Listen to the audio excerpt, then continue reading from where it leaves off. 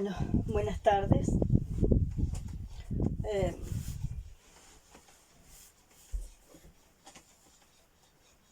Estoy grabando el video número 12. Del 11 al 12 me he tomado mi tiempo. Entramos en marzo.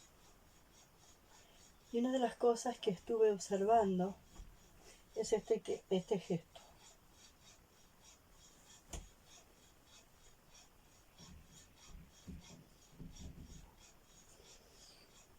Que estoy usando de alguna manera como un apoyo cuando hablo.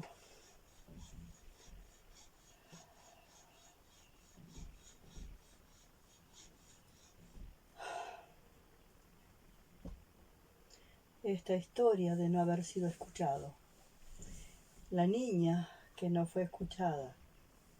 La niña que hizo un movimiento que no fue entendido y que fue castigado. ¿Ah? Un movimiento que desde la lógica por la que miraba la niña era el movimiento más coherente que la niña podía y tenía que hacer. Y ese movimiento no fue comprendido y no fue escuchado. Y recibió un castigo. Y entonces la niña moqueaba. Y la niña moqueante se limpia los mocos.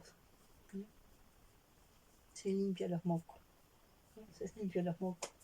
Se saca con la mano los mocos que de alguna forma las lágrimas van aflojando.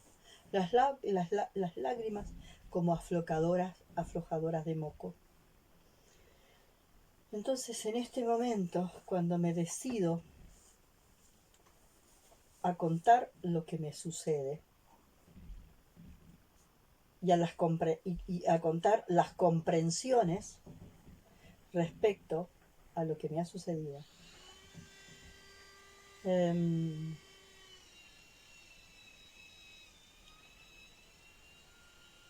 indudablemente que vienen aún vienen memorias de cuando no era escuchada. Vienen memorias de cuando no era escuchada. Y esas memorias de cuando no era escuchada me traen el recuerdo de aquella niña que no era escuchada, que no era comprendida. Y me viene un acto automático de limpiarme los mocos. Aquella niña que no era escuchada, que no era comprendida y que era castigada, se limpia los mocos. Bueno, ya tengo consciente que no es la adulta que está hablando con ustedes la que se limpia los mocos, es aquella niña. Después, de alguna forma, estuve también viendo un acomodar los labios y la boca. Algo ahí,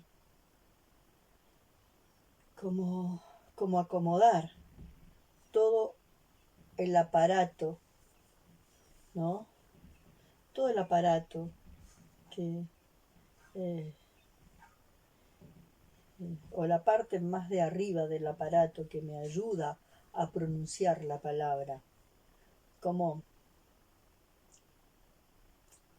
darle como hacer algún movimiento como para poder tener conciencia de una cierta rigidez que todavía hay ahí. Una cierta rigidez que todavía hay ahí, en los labios, en el movimiento de los labios, en la acomodación del paladar, todo eso en el momento de hablar. Y haciéndolo consciente, ¿no? Y viendo qué es lo que hay debajo, bueno, no sé si eso va a desaparecer o va a seguir estando. Pero fue bueno verme en algunos videos y verme, tanto con este movimiento, ¿no? Tanto acomodar los labios y acomodar esta parte que le da la forma final al sonido, a la voz. Bueno, Lo otro que voy a decir, estuve reflexionando un poco sobre el sincretismo, porque en el último momento, en uno de los videos, me agarró una historia del sincretismo. Y el sincretismo se ha considerado, ¿qué es? Supongamos,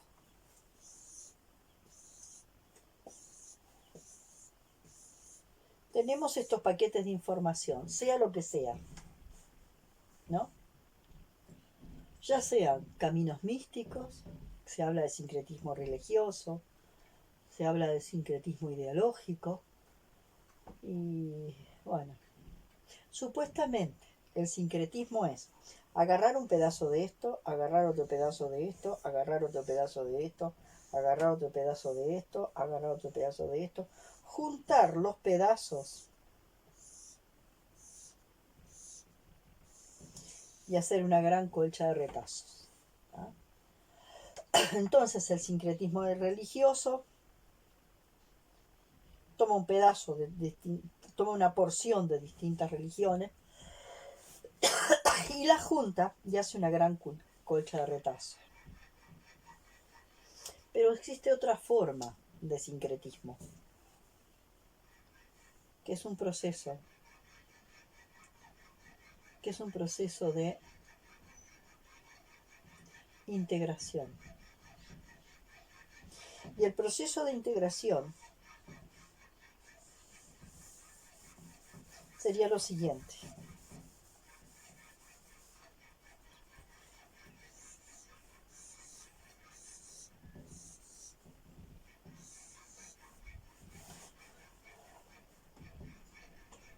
Son tubos de ensayo, una sustancia, una sustancia, una sustancia y una sustancia. Y de alguna forma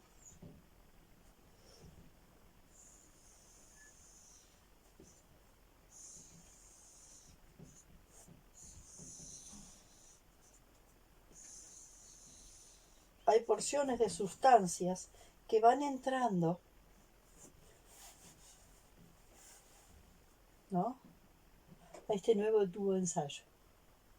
Y esta nueva sustancia, estos productos se integran y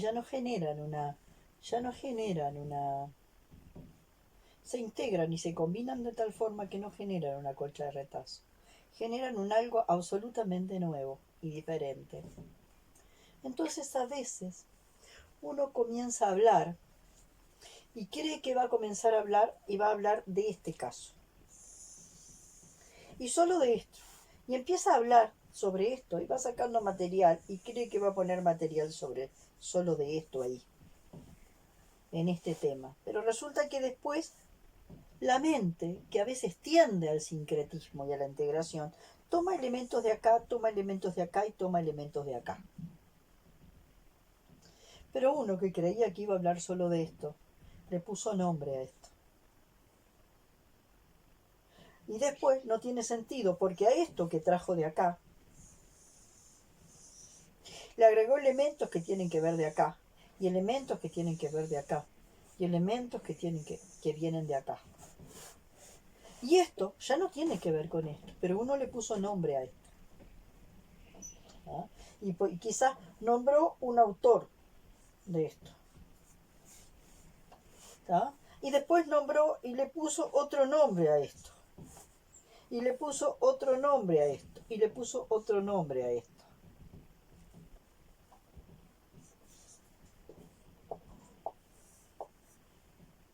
Y en realidad esto no es ni A, ni I, ni X, ni P. Esto es algo absolutamente nuevo. Que tiene, digamos, porciones de esto. Y ya no como colcha de retazo.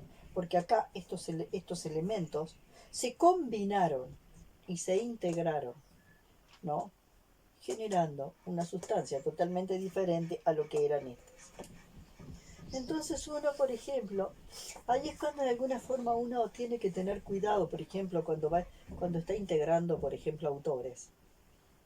Y uno va a tomar algo de este autor y después integra elementos de otros autores. pero uno nombró al primer autor. O como me pasó en uno de los videos anteriores, que frente a una situación, tomé un ejemplo de una persona, ¿no? Pero a ese ejemplo de una persona, no dije el nombre, pero hice una referencia muy clara a una persona que dio quizás la sustancia más importante para esto. Después le agregué elementos de esto. Y estos elementos que agregué, esto ya no era de acá. Pero esto ya había sido nombrado. Y luego le agregué elementos de acá. Y luego le agregué elementos de acá. Y esto se volvió algo, una situación metafórica. Una situación metafórica nueva con elementos de esto, de esto, de esto, de esto. Esta situación metafórica, en realidad, de alguna forma representa o tiene elementos de cada una de ellas y tiene elementos estructurales de cada una de ellas, pero no es ninguna de ellas, ¿no? Entonces, ahí es cuando uno tendría que tener bastante cuidado en ver, ¿no? Cuando va a establecer, ¿no? Cuando va a hablar de una situación que va a ser esta, evitar nombrar y decir que esto es de A, que esto es de Y, que esto es de X y que esto es de P. Y tendríamos que evitar que esto.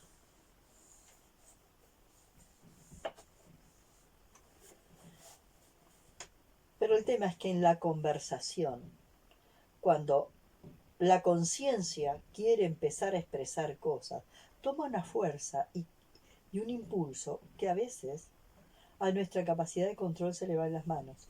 Entonces terminamos, ¿no?, nombrando a este, a este, a este y a este como autores de esto, y no. Y acá hay elementos de esto, hay elementos de cada uno de ellos que se colocaron acá. Pero no hay nada de esto que de alguna forma tenga que ver con esto, ¿no? De otras formas, hay una cosa que a mí me ha resultado, otro elemento que me parece bien importante, tiene que ver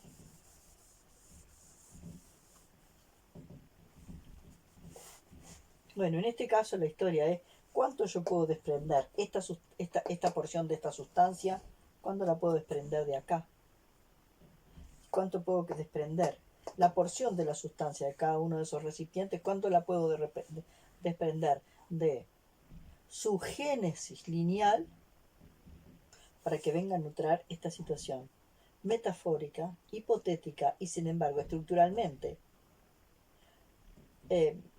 explicadora de situaciones que en lo estructural son más comunes de lo que creemos, ¿no?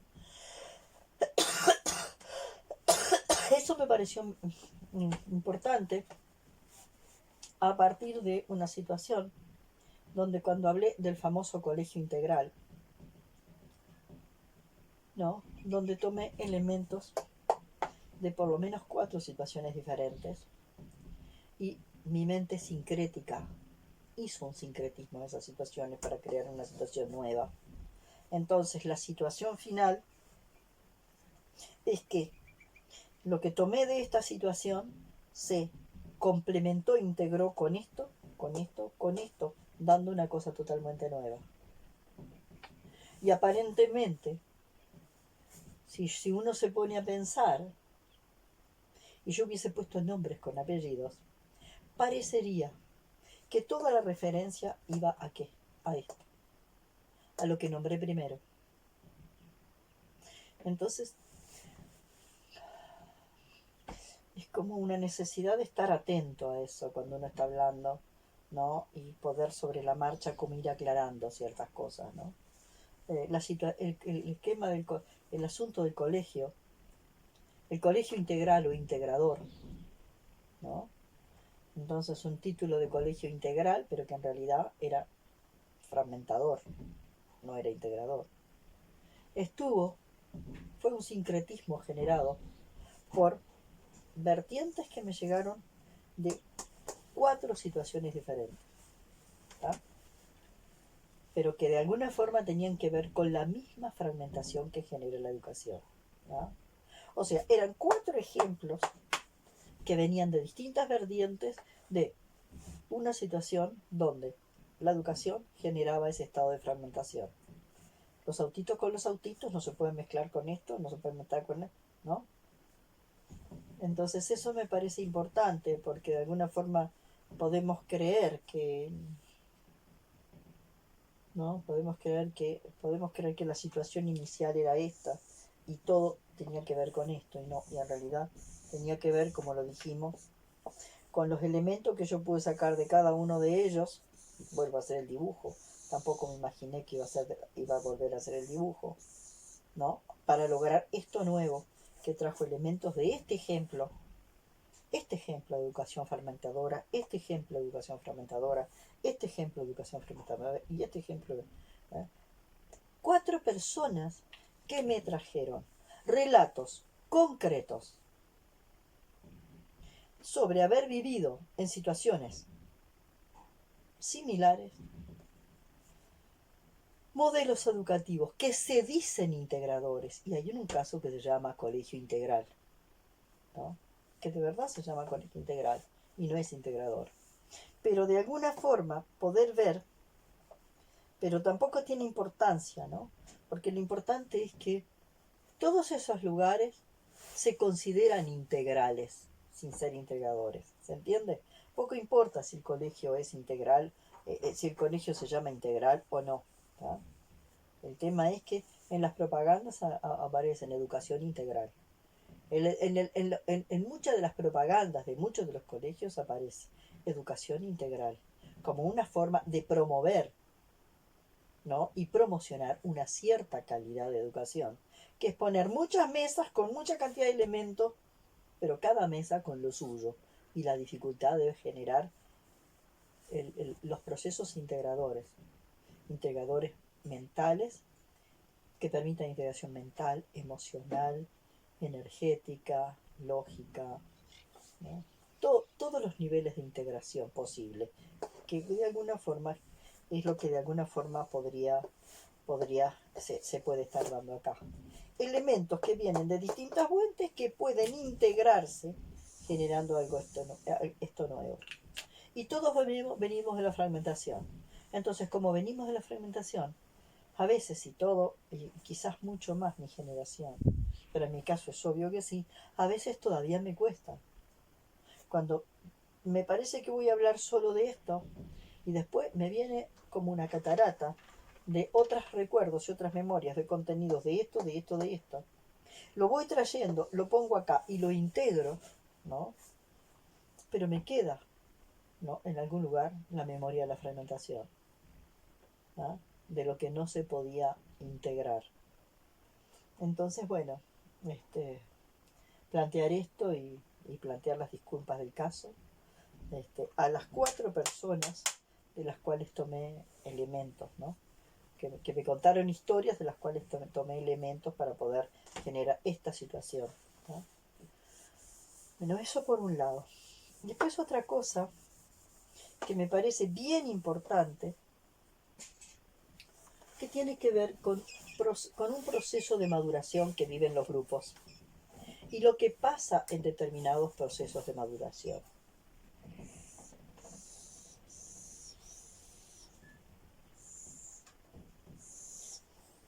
Los grupos pasan por 3 etapas y cada una de las etapas tiene 3 estadios. ¿Tá? Entonces, cuando trabajamos, cuando estamos observando lo que pasa en un grupo y cuando de alguna forma vamos llevando a un grupo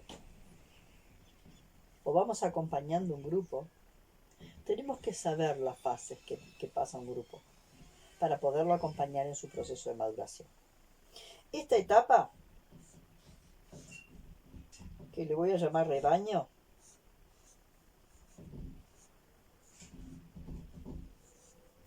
es la etapa de la líder dependencia. En esta etapa de la líder dependencia, el protagonismo y la voz mayor la tiene el líder.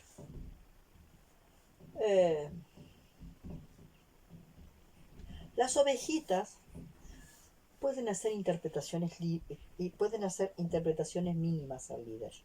Y pueden hacer aportes mínimos al líder. ¿Tá?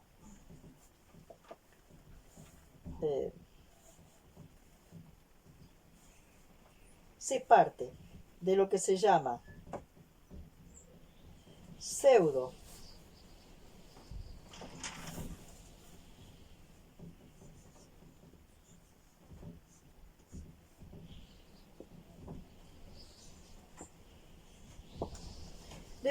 pseudo identidad y de lo que se llama pseudo comunidad. Primer punto, primer estadio. Pseudo identidad y pseudo comunidad. Pseudo identidad tiene que ver con la imagen autoidealizada. Somos todos preciosos, qué lindo que somos. Y qué maravilloso que no es nuestro líder. Una enorme admiración al líder, una enorme admiración al líder, una gran admiración al líder. Y desde ahí, y una admiración bien importante entre todos. Somos un grupo precioso, se formó un grupo precioso, si lo habrán escuchado. No hay grupos más preciosos y grupos más lindos y más feos y más... Los grupos son los grupos. Solo que en esta fase de la formación del grupo, todos somos preciosos y nuestro líder es lo máximo que existe en el mundo. Y entonces estamos generando una pseudo comunidad que también es maravillosa. Entonces, después pasa al estadio 2,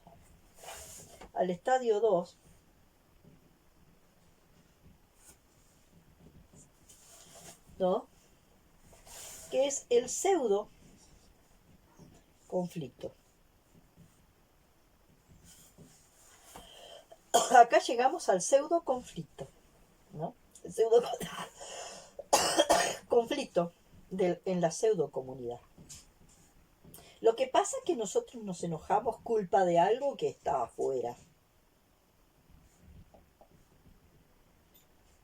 Y como nos enojamos y tuvimos un conflicto entre nosotros, culpa de algo que está afuera, viene ¿qué? La pseudo solución, nivel 3. El líder que siempre está en este estado, y en este estado, el líder que siempre está en este estado, el líder que se queda en este estado necesita ser admirado. No permite ser interpelado, no permite que nadie plantee determinados elementos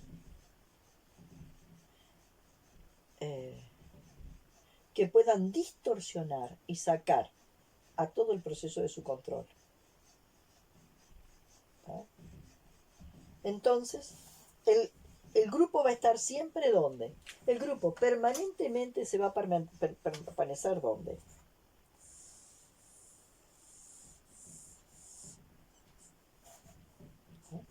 Va a permanecer ahí. ¿No? El grupo va a permanecer ahí. Y parte de un líder que necesita ser admirado, en menor o mayor grado, que necesita ser admirado y que necesita la admiración de ellos. Y que hay un grupo acá que no pueden encarar el conflicto, porque tienen conflicto con el conflicto. No pueden encarar el conflicto interpersonal. Y no pueden encarar a fondo el conflicto intrapsíquico tampoco. Entonces hay un trabajar a nivel de lo que me pasa en la inserción en los grupos, un trabajar por la orillita de lo que me sucede en los grupos, ¿no? Y siempre voy a volver a la pseudoidentidad, donde todos somos maravillosos y qué divino que somos, donde el líder es el líder máximo y más maravilloso que existe, o está dentro del grupo de los líderes más maravillosos que existen, y formamos una pseudo comunidad a la que le aparecen pseudo conflictos para los que encontramos pseudo soluciones. Porque el pseudo conflicto me dice que el conflicto está afuera y tiene que ver con algo de la afuera, que necesariamente es algo de la afuera que nos está afectando. Entonces tenemos que resolver la relación con ese afuera. Sucede que un grupo puede estar en ese estado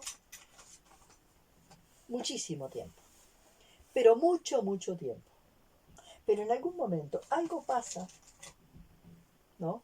Más acá o más allá, que se genera un verdadero conflicto. Y ese verdadero conflicto te trae ¿a dónde? Te trae acá. Al paso número 4. Acá es la etapa de la jauría.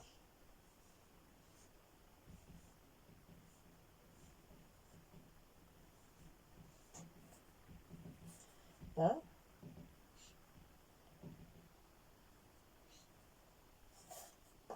La jauría. La etapa de la jauría, ¿no?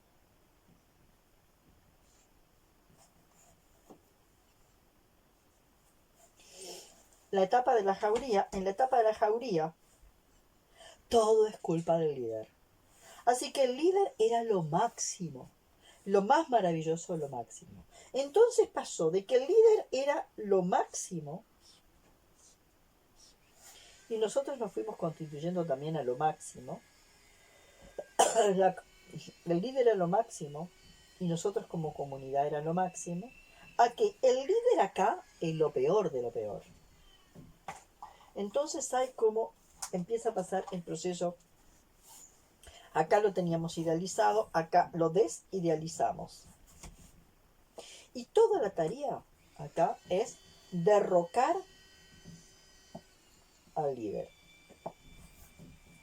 Realmente hay que derrocar al líder. ¿Ah? A como dé lugar hay que derrocar al líder porque él es el culpable de todo. Así que la culpa ahora o la responsabilidad del conflicto está dentro del grupo, pero está en el líder.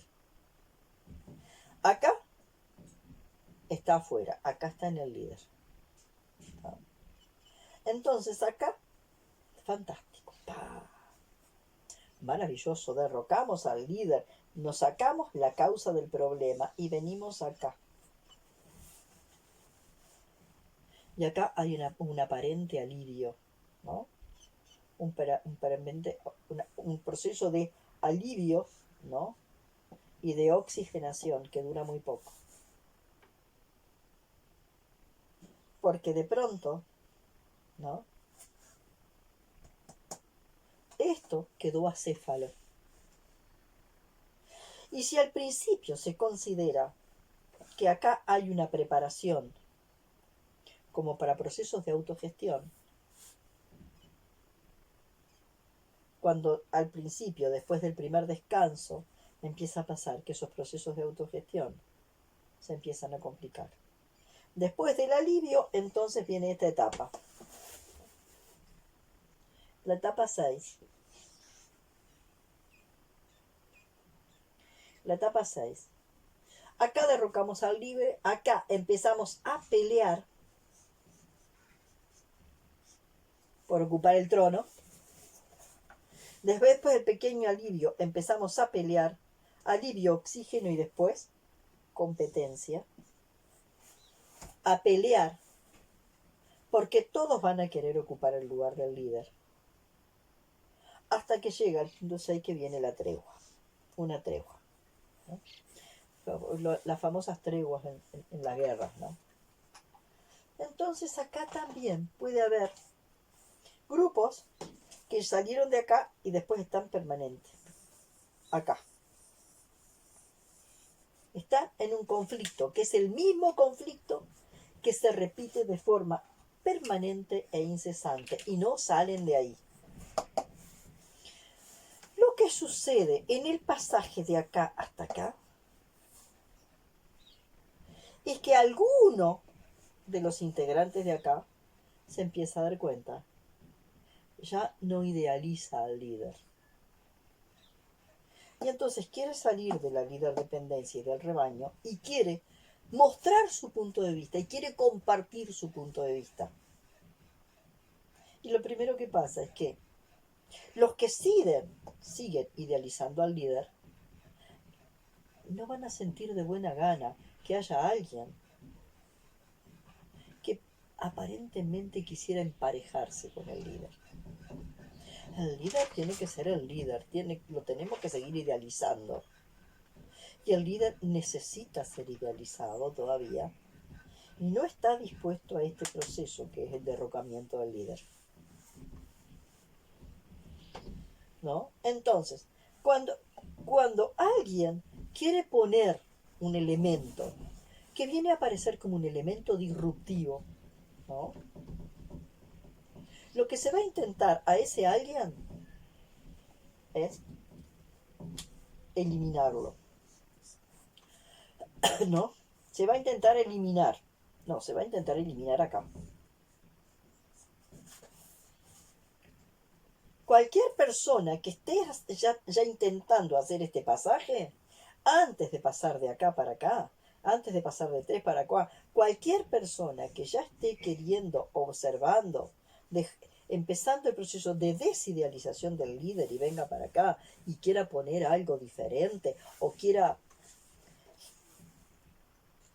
poner elementos que le sacan este control hegemónico al líder, lo primero que va a pasar es que gran parte de esta gente va a quedar, los que siguen absolutamente fieles al líder, van a querer eliminar esos elementos. Y hay muchas formas de eliminarlo. No escucharlo, la persona va a hablar, le hacen el vacío, bueno, una cantidad de cosas de ese tipo, ¿no? Y eso es muy común, ¿no? Me pasó en estos días una persona que me molesta tanto que me da la impresión de que me molesta tanto, y la referencia era a mí, ¿no? Me molesta tanto que siempre esté metiendo la nariz y no sé qué, no sé cuánto, ¿no? Porque yo traía elementos, ¿no? Que para mí eran aportes para enriquecer la cosa. Pero como solo hay que beber de la única fuente, y el único sabio es el líder, y lo que el líder permite no interpela ni funciona como elemento disruptivo, sino que son aportes que van en la misma línea que traza el líder. Y cuando viene un aporte que puede generar un leve movimiento y que ayude a hacer un movimiento de que la línea empiece a ser un poco más, permita más la integración y la integración de los elementos que trae cada uno. Entonces ahí ya se complica. Ahora, en algún momento, estos empiezan a ser muchos. Cuando empieza a ser uno, los bellos, lindos y maravillosos, maravillados con el líder, lo van a ¿qué? A terminar, lo van a eliminar. O van a intentar eliminarlo, haciéndole de todo tipo de boicot, no hablándole, no escuchándolo. Vos querés decir algo y la persona ajá, mueve la cabeza así, ¿no? Como diciendo, a vos no te escucho, ¿no? Entonces eso se ve y es muy claro de observar. Y de alguna forma parecería que aportar un elemento diferente que va en una dirección o que va o que viene que no va en la misma línea de este líder y que de alguna forma interpela a la lógica del líder, hay que eliminarlo, hay que hacerle el vacío, hay que, ¿no? ¿No? Porque molesta. ¿Por qué molesta? Porque de alguna forma, adentro de cada uno de ellos, hay una conciencia de que no existe la posibilidad que éste se quiere tomar. Y si todos toman esto, existe la posibilidad de quedarse ¿qué? De que de verdad quedarse sin líder, de que todos derroquemos al líder, de que la comunidad queda acéfala, derrocar el límite, derrocar al líder y la comunidad queda acéfala. Esta comunidad acéfala va a tener un muy poquito rato de distensión. Al poco rato ya hay necesidad de ocupar el trono. Y empiezan a darse unas enormes, pero enormes peleas de todo tipo. Y cuando digo enormes peleas, ni siquiera estoy hablando de peleas que sean muy ruidosas. A veces las peleas más difíciles ni siquiera son ruidosas. Son maneras de boicotear al otro, no escuchándolo, no registrándolo, haciéndole vacíos. Entonces no son las grandes peleas, a veces no van justamente por grandes situaciones de confrontación, confrontación directa, por enojo, por, por exclusiones directas, sino por silencioso vacío. Cuando se llega acá, se hace la tregua. Y se puede volver acá, ¿no? Se asignó, alguien tomó el trono transitoriamente y se le dio por algún ratito a ese ocupar el trono, pero rápidamente se va a derrocar ese líder y va a volver de vuelta y así. Y son periodos, por ejemplo, en que, en que el trono puede ser ocupado por uno, por otro, por otro, por otro. Miren los países, miren lo que pasa en el mundo, ¿no? ¿No? La humanidad toda está en este momento. La humanidad toda está en este momento en la etapa de la jauría, que es un todos contra todos. Acá todos siguiendo al único líder maravilloso. Acá todos contra todos. ¿Ah? Y algunos siguen intentando estar acá. Porque encontraron ahora sí el maravilloso líder. Ahora, hay gente que de verdad, cuando siente que quiere poner algo más sobre la mesa, quiere poner algo suyo sobre la mesa, y no tiene permiso, se va. Y entonces los grupos,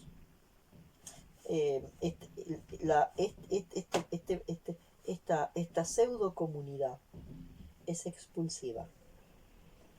La gente se va, ¿no? Y la gente se va, por distintos motivos, pero se va. Y a veces ni siquiera se tiene en cuenta los que se van o por qué se va, ¿no? Entonces, y se pueden encontrar muchas explicaciones desde la pseudo solución, por qué se va.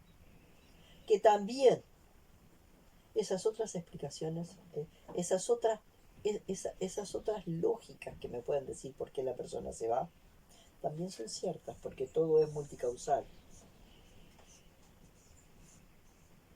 Todo es multicausal.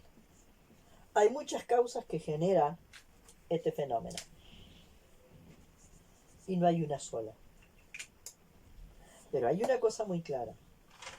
Cuando alguien intenta innovar la línea del líder, con algo realmente novedoso o algo diferente o algo muy personal, este líder no lo permite porque deja de ser el fabuloso líder idealizado, ¿no? Admirado por todos, ¿no? Entonces, se genera eso, ¿no? Que podemos decir el drenaje, los que se van, ¿no? ¿No? Y por supuesto, se van por razones por las cuales el líder va a decir que se van por razones que no tienen nada que ver con él. Y los que se quedan van a decir que también se van por razones que no tienen nada que ver con él. Y sí y no. Hay razones que hacen que se vayan, pero también está esta dinámica. Que apenas empezás a dice a uno de estos elementos empieza a desidealizar al líder, tanto este líder que necesita ser admirado como todo el séquito que lo sigue admirando no quieren este elemento y ahí se produce drenaje. hasta que todos entran en este estado y ahí sí se pasa la jauría. Bueno, acá está la historia del conflicto. Acá está la situación del conflicto, ¿no? El conflicto es culpa del líder. Tenemos un alivio, empezamos a competir por el trono y alguien toma el trono y alguien puede tomar transitoriamente el trono o no. Viene la tregua, puede aparecer transitoriamente un líder que va a durar muy poquito, lo vamos a derrocar y así sube, pa. ¿Ah? Luego aparece el 7. Acá empieza a aparecer esto, de acá se viene acá. Opa, 7. ¿Qué pasa en 7? ¡Caramba!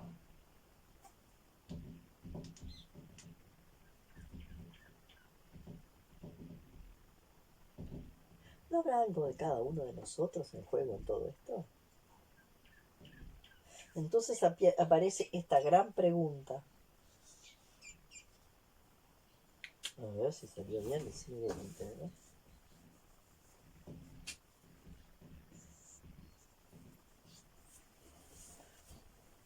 ¿Cuál es mi implicación personal en todo este relajo? ¿Cuál es mi implicación personal en todo este relajo? Empieza a aparecer esa pregunta. ¿Yo soy co-creador de todo este relajo? ¿Cómo yo co-creo este relajo? Entonces, cuando aparece esta pregunta, ¿no? Cada uno va a ir hacia dónde. Cada uno empieza a hacer el proceso de ir hacia dónde. Ir hacia adentro. La fase 8. Y por eso esa fase se llama la fase de la bandada.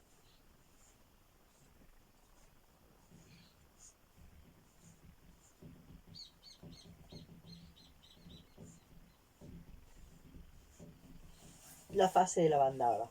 ¿Qué pasa en la fase de la bandada? La fase de la bandada es aquel movimiento. ¿Dónde?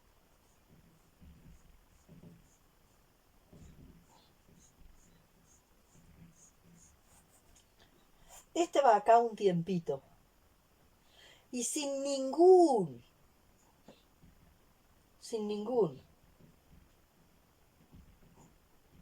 derrocamiento de nada, sino simplemente por la fluidez y la necesidad, este se cansa y pasa a dónde?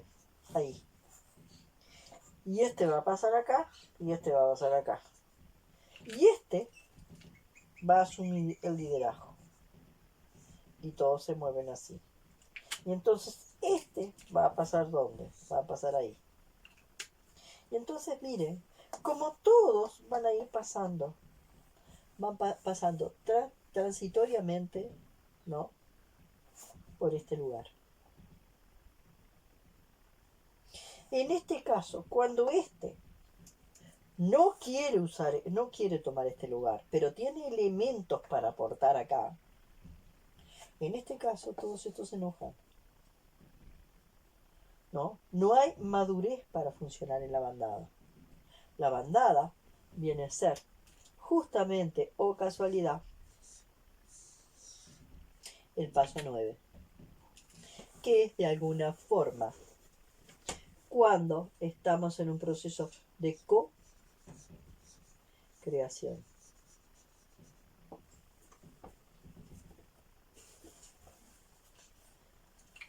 De co-creación. Acá tiene que empezar. Cuando me empiezo a preguntar, yo no tengo nada que ver, yo no estoy co-creando esta situación. Empieza este ir hacia adentro. Y en este ir hacia adentro empiezan a caer nuestros personajes. Esto es muy lento, ¿no? Nuestros personajes no caen así nomás. Pero entonces, acá una de las cosas que parece bien importante es que el error deja de tener carga de castigo. Y entonces cada uno puede entrar a ver su error como oportunidad. Y los demás pueden darnos sostén, ¿no? hay una situación de sostén mutuo. Acá sería la situación que yo digo siempre. Acá es cuando se muestra la herida democratiza. Y el líder pone su herida igual que todos los demás. Muestra su herida. Un líder que está acá no puede mostrar su herida. La va a disimular a como dé lugar, hasta que de alguna forma ocurra un colapso muy grande y ¡buah! Y así todo, cuando esa herida se aparece, aparece muy disimulada y no mostrada. ¿Ah? Acá todos, inclusive el líder, es como estar en un círculo donde todos están con su corazón y su herida presentada. Cuando todos están con su corazón y su herida presentada así, nadie puede decir que es más que nadie. El líder lo único que hace es ser facilitador de procesos. Y de alguna forma va pasando esto. Ya empieza a haber una madurez para que el lugar del líder empiece a rotar. Esto es un grupo maduro. Cuando llega a la bandada, el lugar del líder comienza a rotar. Y entonces acá el líder ya no está tan necesitado de ser idealizado. Y es un gran descanso para el líder que pueda dar este paso. Yo he visto en muy pocas ocasiones esta situación. He visto estos líderes que de alguna forma se retrotraen, ¿no? Para dejar que esto ocurra. Y para que empiece a producirse esto de la co-creación, que me da 9. ¿No? Entonces hay una situación que de verdad es maravillosa. ¿No? Cuando de alguna forma se empieza a producir esto, ¿no? Donde volvemos a aquello que yo les decía.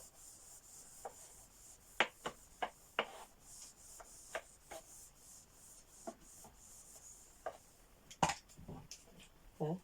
En el centro no hay nadie. Y todos están donde? En equidistancia respecto al centro. ¿No? Todos están en equidistancia respecto al centro. ¿Mm? Entonces acá es donde se genera la co-creación. ¿No? Acá está el eje grupal, acá estaría el eje individual. La conexión con el eje grupal y el eje grupal. ¿No? Esto para mí, poder comprender esto y que de alguna forma los que trabajan con grupos puedan observar cómo funciona esto y puedan entender cómo es posible que esto ocurra es bien importante. Y una de las cosas más importantes que se necesita es dejar de tener conflicto con el conflicto. Eso es bien importante, dejar de tener conflicto con el conflicto. Si seguimos teniendo una mirada ahí, del maravilloso mundo perfecto, donde todo es light y la fusión es espontánea y natural, eso no funciona. Dejar de tener conflicto con el conflicto. ¿Por qué? Porque de alguna forma, ya lo habíamos visto,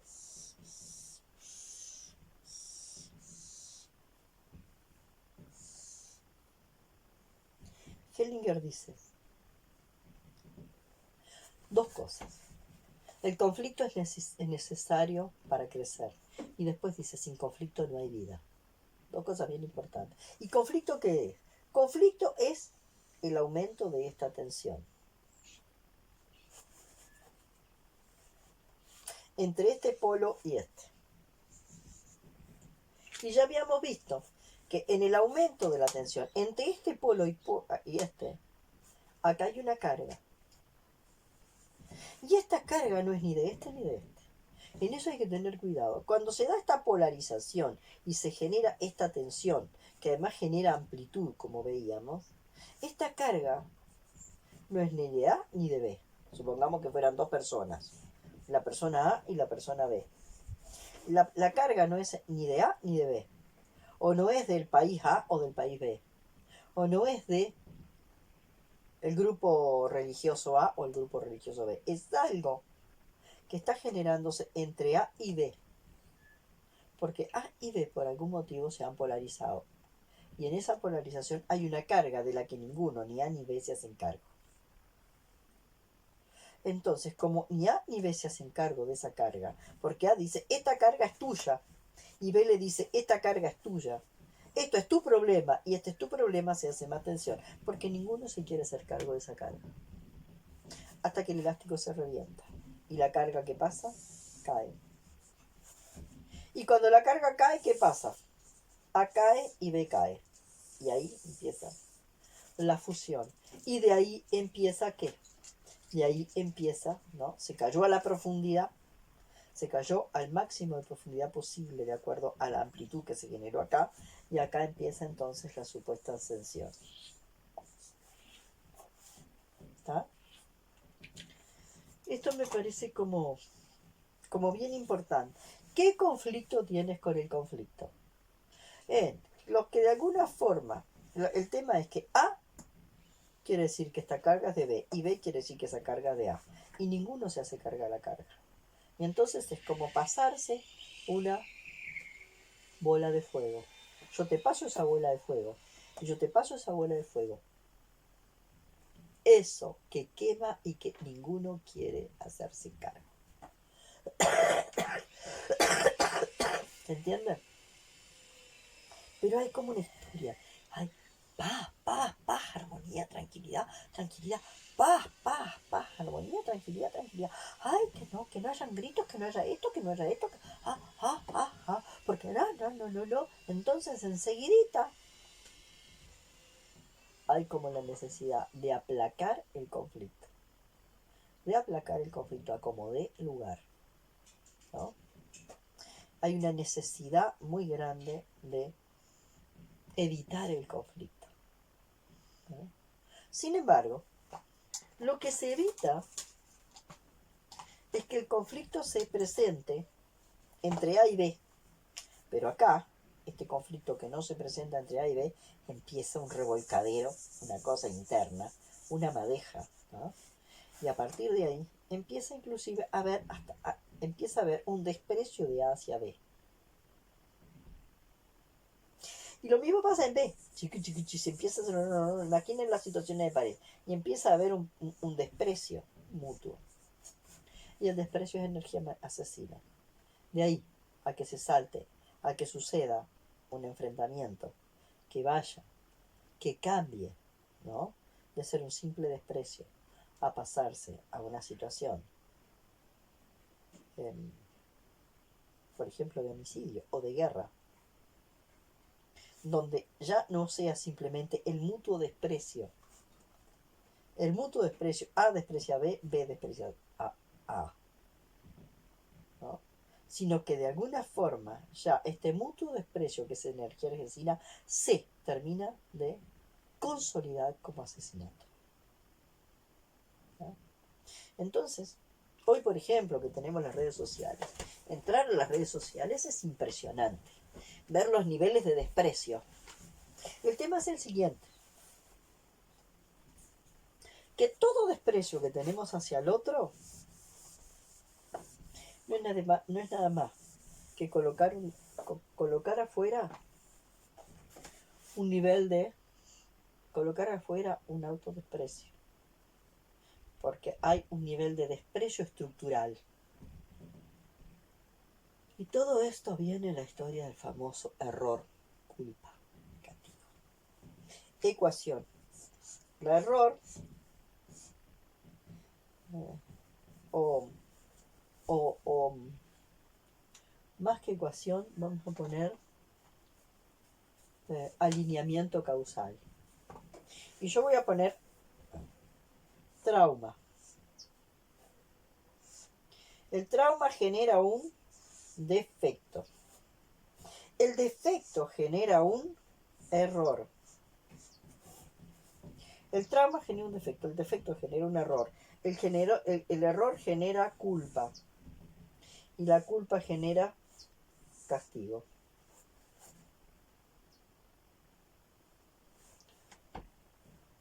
¿Qué va a pasar con el trauma? Porque este castigo viene directamente acá. Ocurre un proceso de retraumatización, ¿no? Un proceso de retraumatización. Y con este proceso, el castigo genera más trauma. Un proceso de retraumatización. ¿El defecto qué va a hacer? ¿Se va a achicar o se va a agrandar? El defecto qué va a hacer? Se va a agrandar. El error va a ser más chico o más grande también. La culpa va a ser más grande y el castigo va a ser peor. Y volvemos. Más grande, más grande, más grande, más grande. Y así estamos. Así está la gente que pide mano dura. Mano dura con respecto a este supuesto error. Sin darse cuenta que este error viene de un defecto. Que es una distorsión que produjo ¿qué? El trauma. Pero acá no quiere entrar nadie. Entonces el proceso se considera, acá se considera que lo que va a pasar es lo siguiente. Que si yo castigo, el error desaparece. La. Que con el castigo el error desaparece. La. El error se podrá volver más perverso, pero no desaparece. Porque esto que va con esta intención, ¿no? Esto que intenta ir con esa intención, en realidad el camino que hace es este. Va acá y produce retraumatización. ¿Ah? Entonces el tema, que después están también los otros, que son los corregidores de error. Supongamos que acá vamos a hacer un cambio. Acá hay comprensión.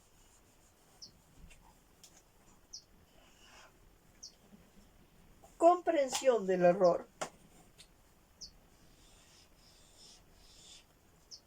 ¿No? Pero la comprensión del error no es total. Entonces hay una justificación del error. ¿No? Y de la justificación del error, lo que se va a intentar es ir a dónde.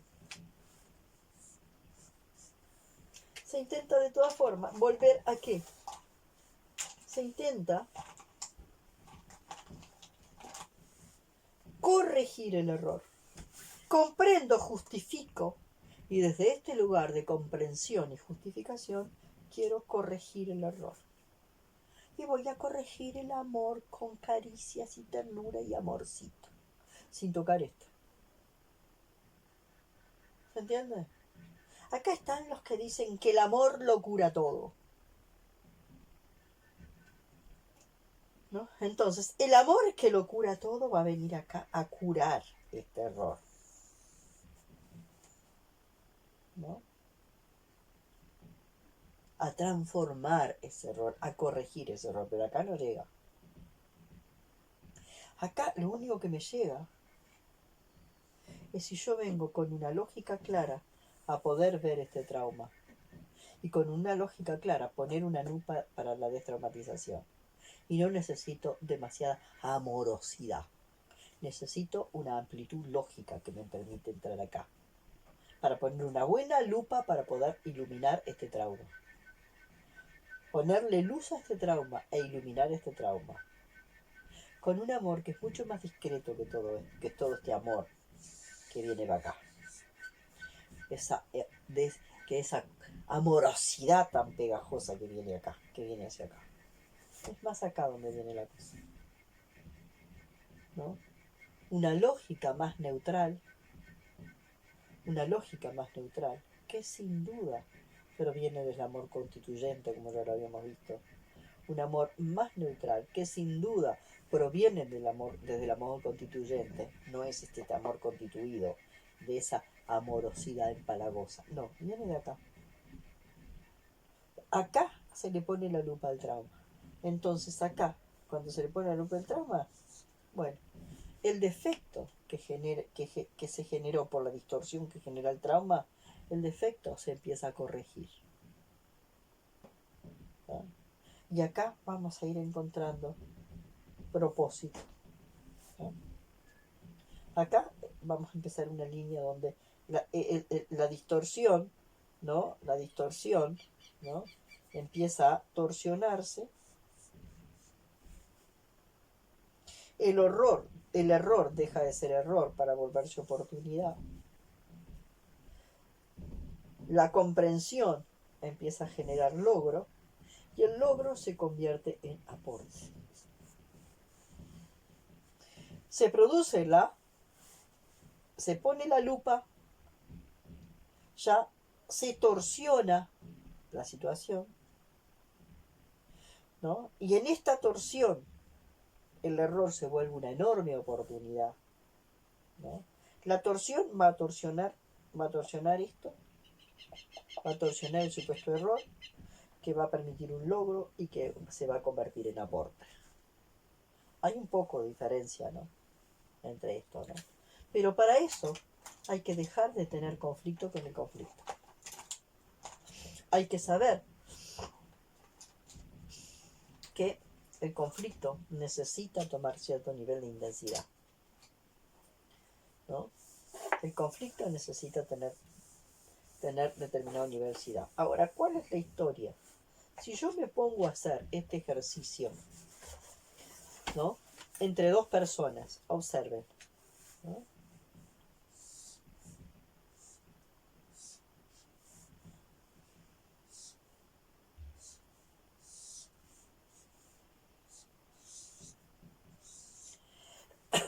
Lo que yo voy a hacer, lo que las personas van a hacer, va a hacer que ahí se sostiene la intensidad. ¿Ah? Ahí se sostiene la intensidad. ¿No? Ahí se sostiene la intensidad. Y ahí se permite que ¿qué? Que algo ocurra acá, en la membrana, en la frontera del yo.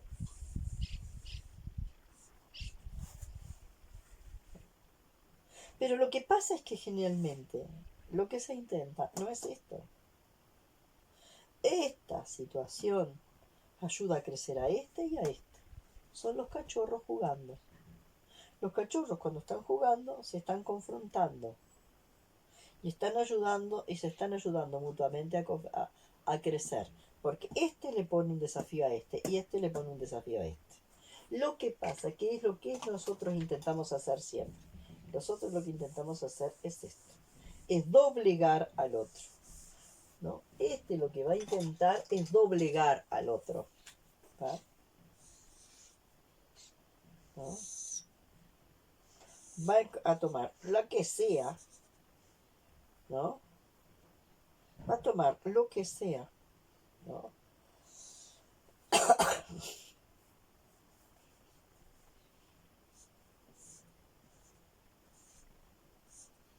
¿Para qué?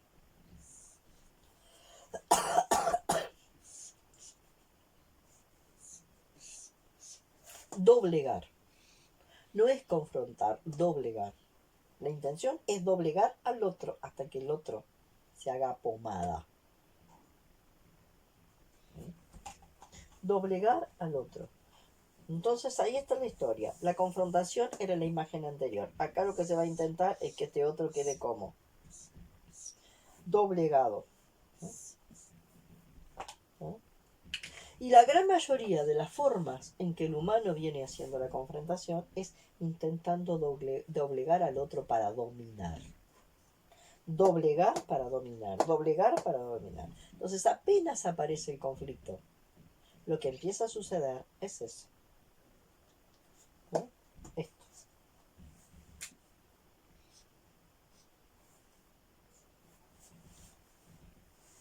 Confrontar para doblegar.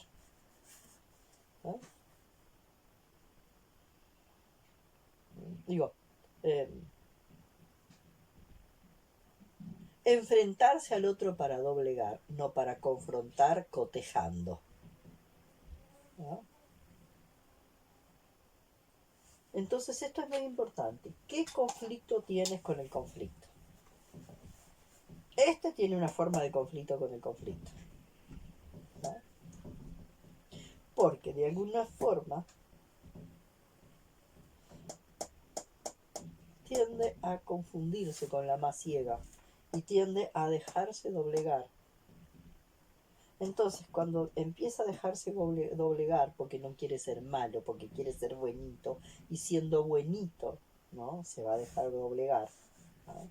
O puede usar el amor para doblegar. Ojo que se puede usar el amor para manipular y doblegar, ¿no?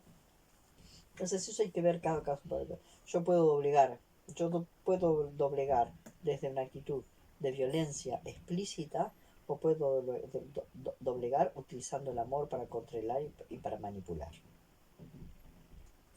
El tema es que acá, cuando hay tanto terror al conflicto, yo no me doy el permiso para esa confrontación. Entonces ahí es donde la cosa se complica, ¿no? Ahí está. Bueno, esto me parece muy interesante porque además hay recetas para evitar, recetas para evitar, para poder manejarse con personas conflictivas. Wow.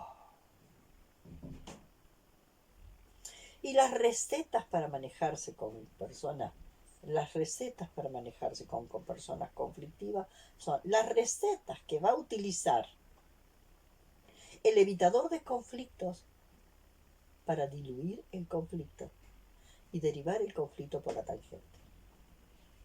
Entonces está lleno de gente que no puede aprovechar el conflicto y que va a lograr intentar ver cómo logra desviar el conflicto para otro lugar, en vez de ver, este conflicto lo estamos creando vos y yo. Este conflicto es algo que está sucediendo entre vos y yo. Acá estamos entrando a friccionar, tú y yo.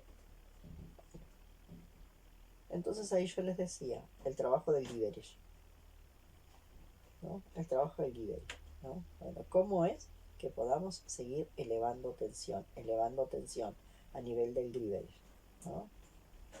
Para ver este conflicto interpersonal, que de alguna forma hay un 50% tuyo y hay un 50% mío. Entonces, cuando tú quieres plantar tu verdad, y quieres plantar tu verdad sobre la mesa, acá está, y tú estás acá, y quieres poner tu verdad acá, y quieres poner tu verdad como verdad absoluta, ¿no? Porque de alguna forma te apoyas en esta verdad como una verdad instituida e incuestionable. Y tú plantas esta verdad como verdad incuestionable. Y yo intento poner mi verdad tímidamente acá. Y tú vuelves a sostener de manera muy serena y tranquila tu verdad incuestionable. Entonces, ¿yo qué hago? Pongo un poquito de más de intensidad. Pero tú, de manera muy serena y tranquila, vuelves a sentir mi verdad es incuestionable. Y desde una mente absolutamente rígida, esto es así y a mí nadie me lo discute, mi verdad es incuestionable, va a seguir ¿qué? ¿No? Va a seguir elevando la intensidad de su planteo. Y le va a decir, tú eres violento. ¿Se entiende? El violento eres tú. No. Tu manera de plantar tu verdad absoluta, tu verdad como verdad absoluta, ¿no? Y tu manera de tú que planteas esta verdad como verdad absoluta, desde tu conservadurismo absoluto, planteas esto como verdad absoluta y pone esta gotita acá. Esto es azul, vos ponés un poquito de verde acá, o de rojo. Esto es azul y vos ponés un poquito más de rojo. Esto es azul y vos ponés un poquito más de rojo, hasta que el rojo arde.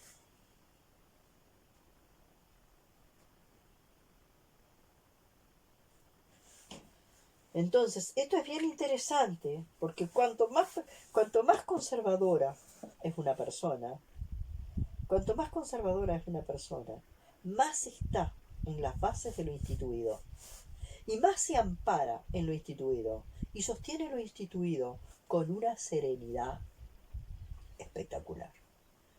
Sostiene su falsedad legalizada de una forma impecable. ¿No? Así, uno ve, por ejemplo, cómo ellos, en función de una cierta verdad, desestiman esto. Y cuando esto empieza a aumentar, la acusación es de que sos violento, sos violento, sos violento. ¿No? Y la intensidad aumenta. No, no soy violento, soy vehemente. Soy vehemente. Tú pones azul, yo pongo rojo. Yo pongo rojo. Tú pones azul, yo pongo rojo. Tú pones azul, yo pongo rojo. Y este sigue negando. La realidad es azul. La realidad es azul. Pero no, yo pongo rojo. El rojo no existe. El rojo no existe, yo pongo azul. El rojo no existe, todo es azul. Y este, que de alguna forma quiere poner un poquito de rojo y después quiere seguir aumentando un poquito, aumenta la intensidad. Y cuando este aumenta la intensidad, porque esta verdad está instituida y legalizada, este rojo que tiene su derecho legítimo a existir es ilegal y sigue siendo ilegal, ¿no? Entonces así fíjense, ¿no? La mucha cantidad de situaciones, ¿no? ¿Viste? Por ejemplo, una persona que en determinado momento, sí, porque fíjate todas las distorsiones que están sucediendo, fíjate tú, el nivel de homosexualidad que se está generando en el mundo, que patatín, que patatán, que patatán, patatán. Opa, opa, tú ya vas de forma total y absoluta, tú ya consideras de una forma total y absoluta que la homosexualidad es una distorsión. ¿Y qué pasa? Si esta persona es homosexual, ¿tú no, ¿cuánto conoces a esta persona? Ahora cuidado con esto, que es cuando tú estás planteando que la homosexualidad es una distorsión y de alguna forma ya empieza a haber una carga homofóbica, ojo. Y como eso todo, ¿qué quantum de planteo de que esta es tu verdad absoluta de acá? Y tú la plantas porque tú estás con una verdad que está instituida y legalizada. Y acá hay algo legítimo que quiere que quiere tener el derecho a legalizarse. O sea, a tener derecho a estar ¿dónde? A estar acá. Solamente eso. Derecho a tener un espacio en esto. Sobre la mesa. Donde pueden haber muchas cosas legítimas, legalizadas, y un montón de cosas ilegítimas legalizadas. Esto es como un gran mercado. Puede haber de todo. Pueden haber cosas legítimas legalizadas, pueden haber cosas ilegítimas no legalizadas, ¿no? Ilegales. Pueden haber cosas legítimas legalizadas, todas las combinaciones. Entonces hay algo legítimo, ilegal, que quiere buscar legalización. Y cada vez que tú quieras plantear que esto es ilegal y él quiera legalizarlo, este va a aumentar su intensidad. Porque quiere legalizar esto. Ahora, para eso se necesita que este contexto tenga que ser un contexto maduro. Si este contexto no es un contexto maduro, más vale que te calles. Porque este no va a poder absorber y procesar lo que vos pones acá. Este ni todos los que son como él no van a poder absorber y procesar esto. Entonces esto son como elementos para tomar en cuenta en las relaciones. ¿Hasta dónde yo me juego? En mi vehemencia de plantar esto que es rojo ante la frialdad implacable de este que dice, esto es así, esto es así, esto es así. ¿Por qué? Porque yo lo he visto en mi vida. No, para.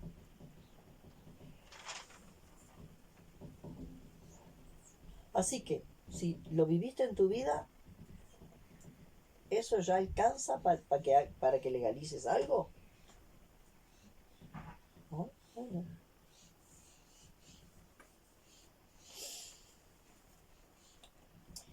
Bueno, ojalá esto les deje algún poquito de reflexión sobre la diferencia que hay entre la rivalidad y la rivalidad y la enemistad. Yo me acuerdo una vez acá en Uruguay, refiriéndome a Uruguay, en el tiempo de la dictadura, un político uruguayo, Wilson Ferreira Aldunate, que no cayó preso como cayó Saregni, él se fue al exilio, y del exilio Wilson Ferreira Aldunate hizo de todo para la liberación de los presos políticos, inclusive el de Saregni, que era su rival político. Y cuando le preguntaron a Wilson Ferreira Aldunate, pero dígame, ¿por qué usted está luchando tanto? ¿Por qué usted está luchando tanto para la liberación de Saregni? Si es su enemigo político. No, Saregni no es mi enemigo político. Saregni es mi rival. Y como rival político lo respeto muchísimo. Pensamos diferente. Y en esa rivalidad nos confrontamos, lo que vimos, la confrontación. Y en esa rivalidad en la que nos confrontamos crecemos. Por lo tanto, el respeto al rival es lo más importante que se necesita en la política y en la vida. El respeto profundo al rival. Y esos tiempos que acá, en determinado momento, parecieron que estaban como insinuándose. Duraron muy poco. Porque de pronto apareció esta situación del juego sucio en todas las relaciones. ¿Eh? El juego sucio en la política, el juego sucio. El juego sucio que es intentar, desde la más absoluta falta de respeto al rival, intentar desprestigiar al rival. ¿No? Entonces ahí aparecen de todos los lados las historias que de alguna forma se hablan de los procesos de, bueno, de eso, del juego sucio, que se basa en una falta de respeto profunda al rival, en un intento de alguna forma de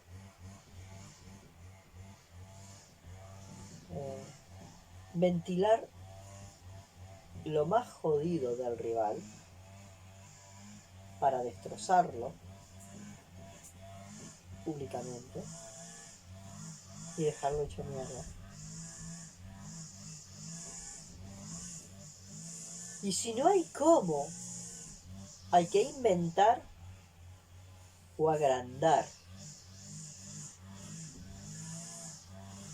porque lo importante es doblegar y tirar por tierra, derrocar a ese rival que ya deja de ser un rival respetado, se vuelve un enemigo,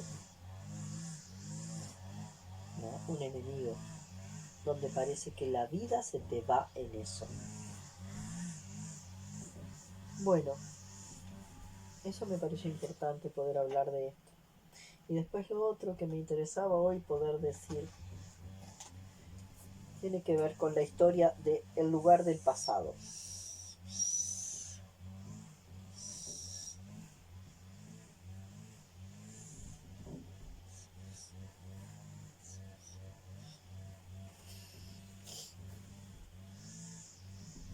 Digamos que en el pasado, porque por algo estamos como estamos, en el pasado, en esta manera de andar por el mundo, se va acumulando basura. Y se va acumulando basura. Y entonces el pasado se convierte, posiblemente, en un enorme pozo negro, repleto de basura, ¿no? Entonces, ir al pasado, en esta forma de entender, ir al pasado es ir al pasado aquí, a ver, a limpiar ese pozo negro. Entonces la historia es que eso se vuelve cansador, se vuelve aburrido, se vuelve cansador, se vuelve aburrido y se vuelve enormemente tedioso. Y es la historia, ¿cuándo se termina? Esto no se termina más. Sigo limpiando pasado y no se termina más. ¿Cuándo voy a terminar de limpiar pasado? ¿Cuándo voy a terminar de limpiar el pozo negro del pasado? Pero eso porque de alguna forma consideras que que el pasado es un pozo negro. ¿Qué pasa si para vos el pasado es un maravilloso árbol?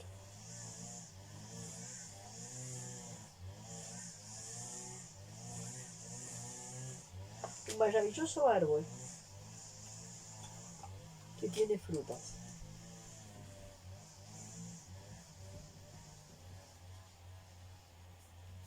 ¿Cuánto te cansa ir al pasado?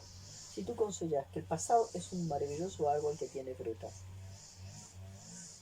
Insumo. Es diferente. Si es mierda que tengo que limpiar o si es fruta. Insumos. Son frutas. Insumo que puedo procesar. Entonces acá es donde empieza a suceder esto. ¿Cómo me coloco yo hacia ese pasado? Mi pie está colocado acá. ¿Eh? Y acá está. Yo me tiro. ¿Eh?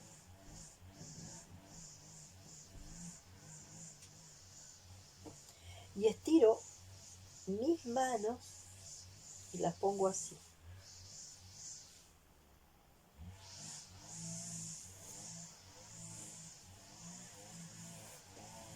Mis pies tienen que estar acá. Si yo no tengo mis pies en este eje y con esta referencia, me fui al carajo. Mis pies tienen que estar acá. Paso 1 entonces. Estos que son los errores y que no son mierda, son insumos que van a ir cayendo. ¿A dónde?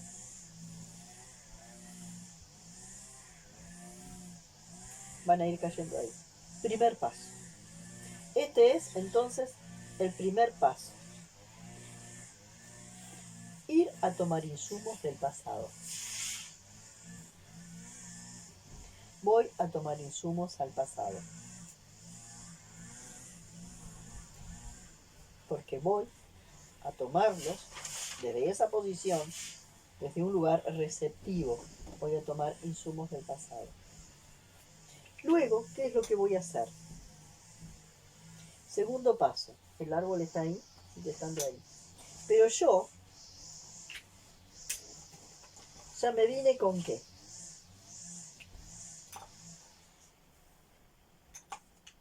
Ya me vine al presente, porque tengo los pies ahí, esto es bien importante, ya me vine al presente.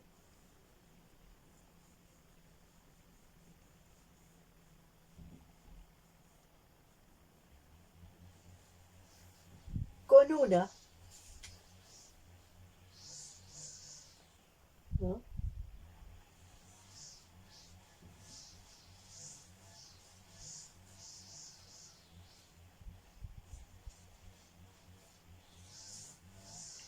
Con una buena porción de qué? De esos insumos. Mira, tengo acá todos los insumos, que son esas manzanas que recogí en el pasado. Los tengo ahí y estoy parada acá.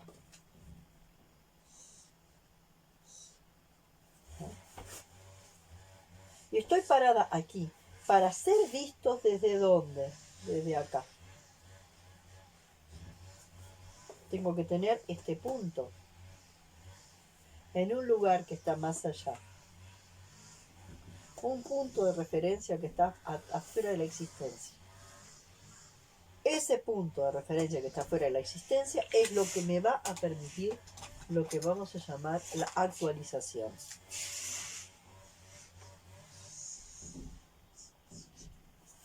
Porque estos errores van a poder ser abiertos. Y adentro de cada de esos frutos se van a ver semillas. Adentro de cada uno de esos frutos se van a ver semillas, ¿no? Entonces ya esto no eran soretes, no era caquita, no era mierdita, no era el pozo, no era un pozo negro lleno de basura. Eran frutas que adentro tenían semillas y que yo acá puedo mirar las semillas que tenían. Segundo paso. Segundo paso.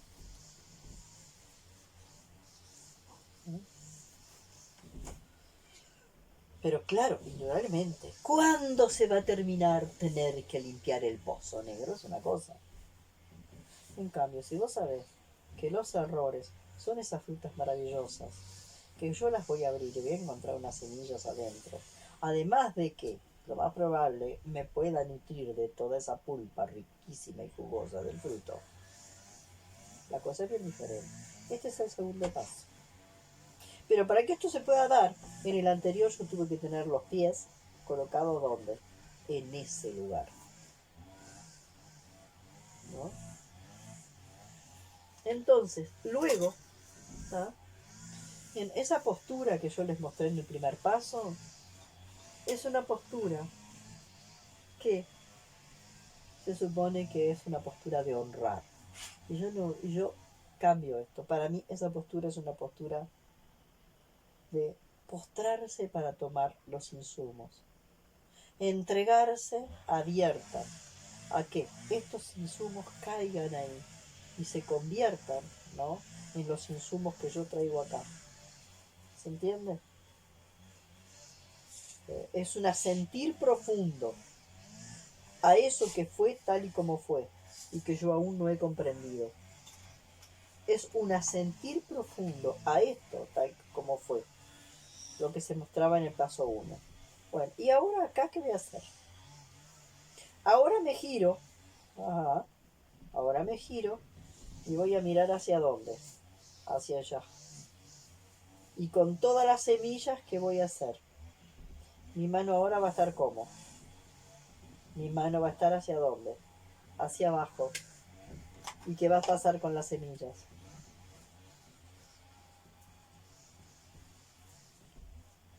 Siembro.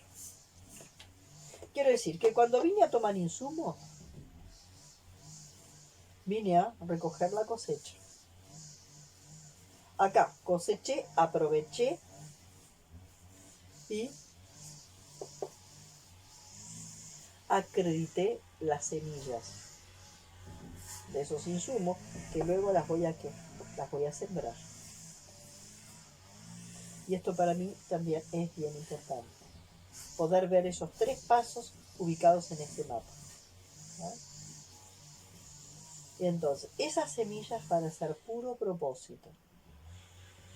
Entonces, de alguna forma, nuestro propósito en la vida está muy ligado a los insumos.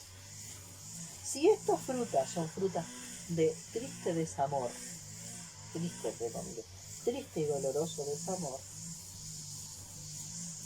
cuando me paro en este eje, ese desamor se puede transformar en ¿qué? En amor. ¿Por qué? Porque me conecto ¿con qué? Con aquel amor constituyente que decíamos que estaba acá.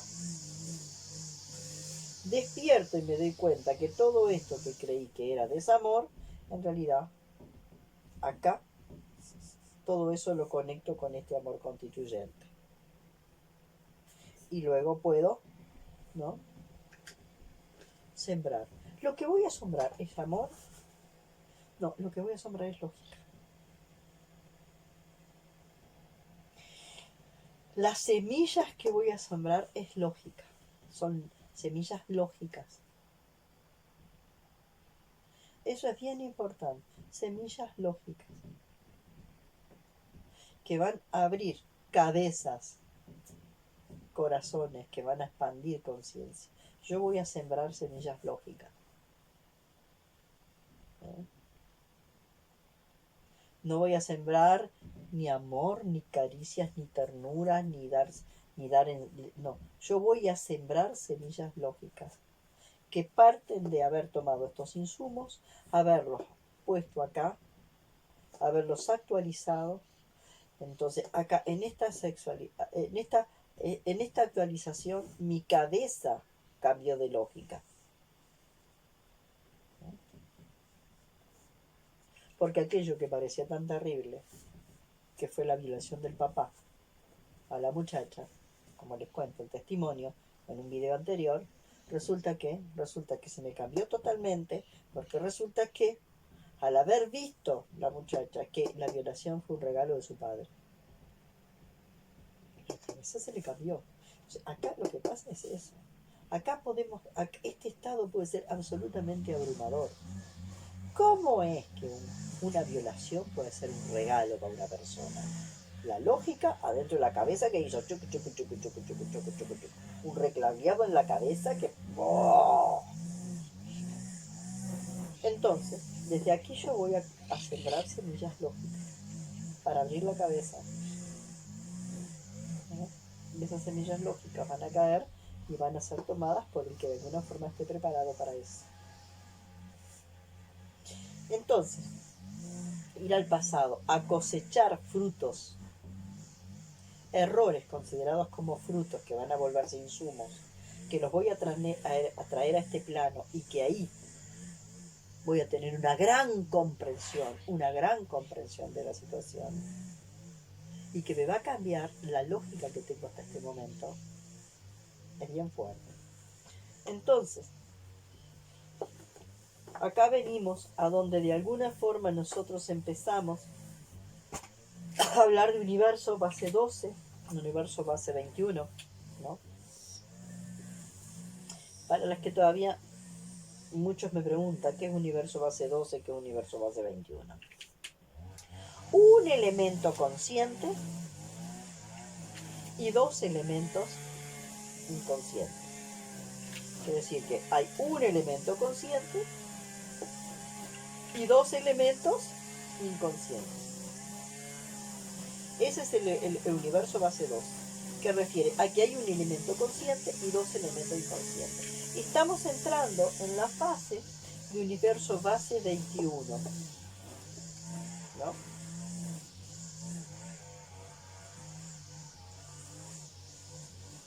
Entonces hay dos elementos conscientes, este y este.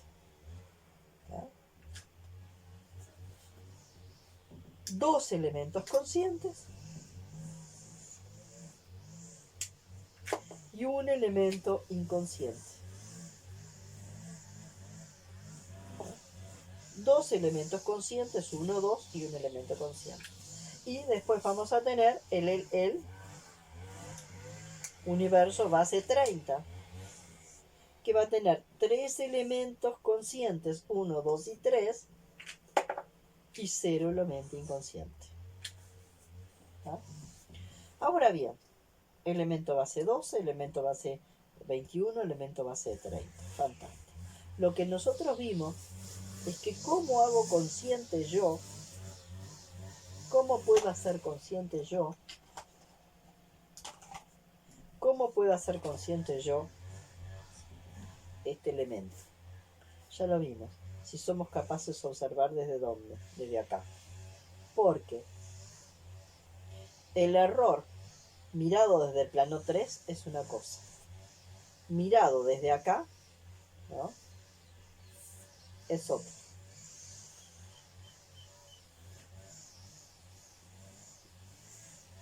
Y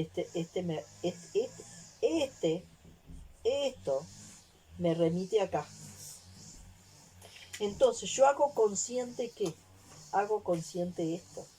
Hago consciente la trastienda de todas las cosas. Cuando hago consciente la trastienda de todas las cosas, estoy haciendo consciente este elemento, ¿no? Desde acá solo veo esto y lo intento desde acá, desde el plano 3, solo voy a intentar corregir. Porque todavía este elemento no es consciente. No puedo meterme a mirar la trastienda, ¿no? Solo cuando este elemento se hace consciente cuando soy capaz de observar desde acá. Cuando observo desde acá puedo mirar esto y puedo mirar esto, que esto no es nada más que el reflejo de que de algo que está acá, ¿no? Entonces este elemento se hace consciente cuando soy capaz de mirar la trastienda, ¿no? Y esto me parece que es bien importante. Bueno,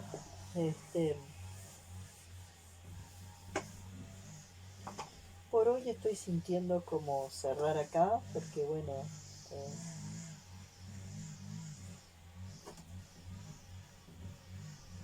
algo me está pasando, que estoy yendo un poco más lenta y quizás pasen varios días más antes que vuelva a armar otro, como me pasó ahora.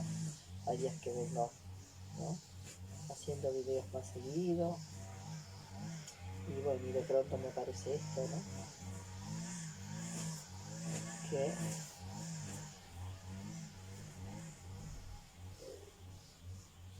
que me viene como esto, como una fuerza de hoy sí. Y entonces cuando me viene esa fuerza, hoy sí, como que no hay un deber, no hay un deber desde adentro que me diga que lo tengo que hacer, ni hay una respuesta desde un lugar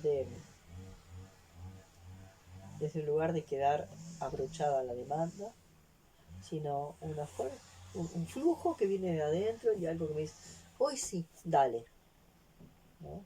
Hay como un permiso, que ni siquiera es un permiso que me esté dando yo, un, un, un, un permitir que eso salga de forma natural, ¿no? Entonces estos videos están siendo un poco así. Bueno, espero que este video les haya aclarado algo, les haya aclarado un poquito más. Y bueno, y veremos qué pasa en el próximo, ¿no? Bueno, muchas gracias.